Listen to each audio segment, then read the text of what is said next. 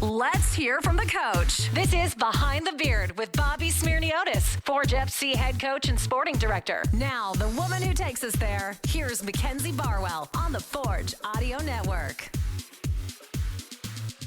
Yeah, like go to the library at night. Yeah. Yeah. It's horrible because there's just no windows, just fluorescent light. It's kind of like this, actually. You just lose track And of you do time. that just because it's more silent than home? Yeah, I feel like it keeps me locked in, you know? Otherwise, I'm like, oh, I got to start thinking about Behind the Beard. Library, like what, in a cubicle? Yes, I go for a cubicle. Like in a corner somewhere? No, I actually have this one desk that I love going to, and whenever someone sits there, I'm like, I can't do work. Like, I honestly debate leaving. We should not be talking about my school endeavors. Why not? It's finals week. I don't matter. Nothing else matters Finals until week Saturday. Well, midterms for Midterms, me. there you Finals go. for you. We all have a test. Exactly. Which is more important? Arguably my midterm that's due on Friday. So, Depends what the viewers think. Okay, Bobby, we're week 24 now. yes, we are. Match day -3. Here's the thing, though. Week 24, right? Oh, God. How many games have we played this year? A good amount. Well, CPL games, this will be our 30th. So wouldn't you think we'd have 30 weeks? Yes, but you know, looking back at the beginning of the season, back in, what was it, April? April, yeah. Where were you those first 6 weeks? Finals of my second year of school. Priorities. Exactly. We talk about finals. That's where I was. Priorities, okay. And that's where the first 6 weeks of Behind Yeah. the Beard went. Just in case somebody was asking, you know, week yeah. 24, game 30. Totally a valid Yes. thing to bring up, if I'm Plus being a honest. bye week this last week. We didn't play, so it's Oh, week 31. my gosh. Yeah, true. That's totally my bad. You know what? Next season, finals, scrapped. That's it. For me, just Behind the Beard. I'm going to tell my profs, listen, I'm really Online. sorry. Yeah, we'll do it. You write the finals from the office here. Okay, you didn't catch what I said earlier. I said match day -3. -3. It only took me 24 weeks Oh, God. to get here. So Now, how much did you have to think about that today and making sure that you got it I right? actually, And who did you ask to confirm? why can't you just let me have this?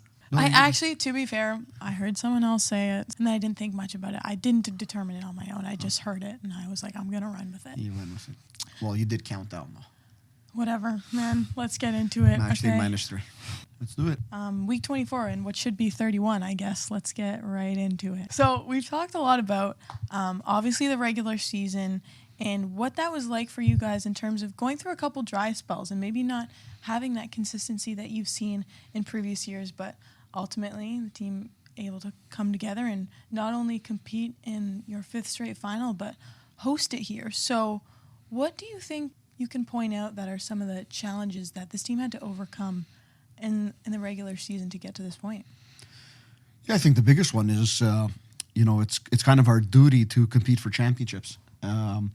And we talk about it, that nothing is guaranteed, nothing is given. Being able to play for championships is not something that's just granted to you every year. So happens that we're doing it for a 5th year in a row. And sometimes you guys have to stick on that with the players because there are those moments where, after a while, players just think things will come naturally. Things will happen. We're playing good football. We've won some games. Okay, we lose a couple of games. Everything will work out. That's sometimes a dangerous area to be in sport. And it's something we're aware of as coaches at the beginning of the year.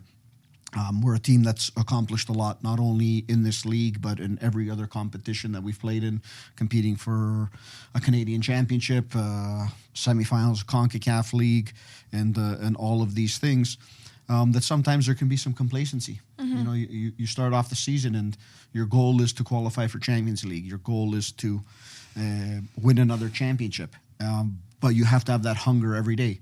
And sometimes that can slip in year 5 with players. It can slip a little bit with younger guys. In stark difference to, say, some other teams that are rebuilding On and the have come up. have Sure. a lot of fire. Yeah. And different things, or haven't accomplished things. Sometimes the lock-in nature can be there. And I think that's where you saw a little bit the inconsistency of the team. But then you also see the team when it really comes to the moment. Yes. They rise to the top Exactly. because They know there's no other option. And one, we want to be able to compete for a championship. You're never guaranteed a trophy. But what you have to do as a player at Forge is be able to put yourself in a position to compete for it. And then, we've had the opportunity to say, you know what, we want to do that at home in front of our fans. And here we are, a few days away from doing that. Yeah, you talk a lot about the will and desire to win, and also the importance of carrying that hunger as a coaching staff, but also the players. After going into your 5th final and 3 championships later. So what was your approach at the beginning of the season? Because you talked about having that conversation. In that regard, though, and also your reaction to seeing how this team responds in the first round of playoffs. Yeah, different things throughout the season. You have to find the right balance as a coach. You have to find the right balance of when to bring things in line, when to, give the players a little bit more space, because sometimes at the pressure they're under at this club. It's kind of that double-edged sword in being here. It's great their success, but that means you can't really take a day off. But as a coach, you have to try to find line on, when there are days off with the players, how you reel them back in and how much rope you give them. And that's one of the things we've had to challenge ourselves as coaches, making sure we keep the overall balance and knowing the history of the club, knowing all the players where they are, and making sure that we're looking at the long term as opposed to week by week. Yes, okay. And it's worked out up until now, but we need one more to make sure it's been done proper. Yeah. Okay, and I want to shift to team culture because I mentioned I want to talk about that too. After talking to the guys over the course of the season, I also had an interview with Kwame yesterday, and he gave me some good insight on this too. They've all, Corey's like, yeah, nice. They've all emphasized, going into the locker room, they know what's expected of them. They know how to be successful. They're kind of given the guide to that. And I guess my question for you is, how would you describe the pillars, if you will, of the culture here at Forge FC that's contributed so much to this continuous success? I think one is we try and give a clear image of the game itself, first and foremost. So how we want to do things, how we want to play. That can morph, but there's certain principles that have to be consistent in what we're trying to do on the field. It has nothing to do with formations and all of that, but the style and the way we want to be able to play. And then it's about accountability, the most important thing. So you can't come and sit in my office at the beginning of the year and say, Coach, I want to win a championship. Coach, I want to do this, but then not come in every day and do the business. Yeah. Because in words, everything is easy. We can say a lot of words here, and I'm usually a person of few words, other than on this podcast. Right? Because what are words in sports unless you get it done? Yeah. I like to make sure myself too, we show our work through our actions, and I expect the same thing from the players. And then the next thing is making sure you remain humble. That's the most important thing. If your ego gets the best of you, you don't win. That's for us, coaches, players, and the whole organization themselves. We have to remain humble. We have to respect every opponent. We have to make sure we're a confident club, but always remember that this is a game, and the one thing you cannot guarantee in sports is a win. What you can guarantee is your work ethic, your preparation, and everything that you're going to put into the game. But sometimes on your best day, it's not going to go your way. But more often than not, if you do all the right things, things usually go in a very positive way, and that's what we've learned over these years. Yeah. Do you think, I would imagine that with some of these core guys from the 2019 season, 6 or 7 of them still being here and able to contribute in the continuity of those kind of core values of this team plays a pretty significant role even now. So how do you think they kind of affect maybe the ability for newer or younger players like a Noah Jensen or Malik in their ability to step up in important games and finals and playoff ones too? Yeah, I think players realize they have no other choice. If the leaders or these guys that have been around here and have done it quite a few more times, if this is what they're putting into each and every training session and preparation, then as a younger player or newer player, I have to match that or exceed that. Because I have to match that to keep pace, and I have to exceed it to possibly take that player off the field and make sure I'm playing myself. And I think that's the accountability that I look for in the players. Because as a coach, the last thing you want to be is a police officer, on top of their heads about every little thing. But if you set certain standards, then you allow the players look at each other in the eyes and make sure that they're holding that accountable to themselves as well. Because with us, they'll spend an hour and a half on the pitch, 30 minutes in a meeting every day or every so often. We'll have individual talks, but amongst themselves, they probably spend 4 hours. True. With each other. And if one player is disappointing the guy next to him, he's going to feel it. And it's not a great feeling when you have to sit in that locker room and know maybe you haven't pulled your weight in that day. And I think that's the accountability. And it also goes back to being the humble part. Our most experienced players are also our most humble guys, and they lead by example, and I think that goes a long way. Yeah, I think that's a good point, too, in saying that they're constantly surrounded by them, too. So, they're eating their chicken and rice on a daily basis, and they don't want to feel that. So yeah, and then in the end of the day, winning breeds winning. It helps when you win and you have that experience and that burning desire inside. I think it keeps you going, and that's what we've been able to do here. It's I'm a perfectionist in many ways without there being an ability to be. I'm just kidding. Without there being an ability to be perfect. Yeah. But if you strive and you set the standards there, then you hope that everyone else is following along the way. Winning breeds winning. That's another one. That's pretty good. All right. Sorry. It's a simple one. We can talk about all these different things, but it's like the cure to a bad day. Yeah. Winning a game. There you we go. could say everything, but when you're in a rough patch as a team and everything, there's nothing better than just winning your next game. You're only as good as your next one. I can't be stopped.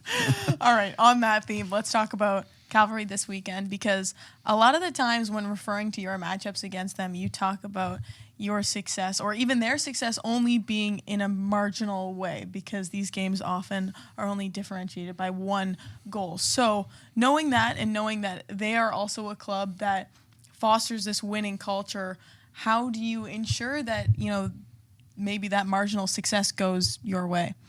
Yeah, the important thing is you can't look at the opponent. The opponent is who they are. They have their positives to their game, their disadvantages to the game. We really have to focus on ourselves. These final games are moments. They're always dealt with in moments. If we look at past, the first year, we've played in another 3 finals since then, and those 3 finals have been decided by set pieces. So a lot of good plays happened in the games, but last year you look at our first goal and it's Ali's header at the first post. You look at the year before that, and Ali has scored against us. I was going to say that too. Piece. Yeah. The year before that, in the Island Games, our first goal comes from a second phase set piece. The second one comes from a set piece again. So it's something that's important. So it all comes down to the details. We can talk about all the tactics in the world and everything, but the one thing I know about finals, it all comes down to the concentration of the players and making sure in the moments you are prepared, and in the end you also can't be, your will can't be phased by anything. You can't change your mentality. It doesn't matter what's going on in the game. Yeah.